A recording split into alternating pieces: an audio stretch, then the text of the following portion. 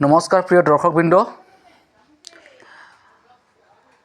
এই যিটো আপোনালোকে ভিডিঅ'টি দেখি আছে, এইখন হৈছে নৰ্থ গাৰো হিলছৰ চোৱাৰমাৰী গাঁৱত নতুনকৈ নিৰ্মাণ কৰি থকা চেক ডেম আপোনালোকে দেখা পোৱা গৈছে।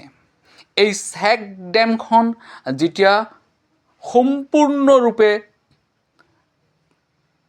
বন্ধা হ'ব অৰ্থাৎ নিৰ্মাণ কৰা হ'ব, তেতিয়া ইয়াত অৰ্থাৎ আমাৰ গাঁৱৰ শস্য পথাৰত নেচাৰেল হিচাপে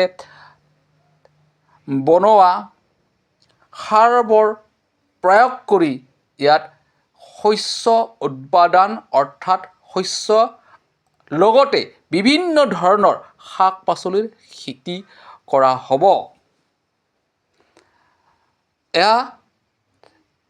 এই আপোনালোকে যিটো ড্ৰেইন দেখি আছে, এই ড্ৰেইনেদি পথাৰত পানী যাব। তাৰপিছত যেতিয়া পথাৰত পানী যাব, তেতিয়া পথাৰত শস্য খেতি কৰিবৰ কাৰণে বৰ ভাল হ'ব, যাতে এটাৰ পাছত এটা খেতি কৰি থাকিব পাৰে। তেনেহ'লে আজিলৈ আহিছোঁ পুনৰ লগ পোৱাৰ প্ৰতিশ্ৰুতিৰে। জয় হিন্দ।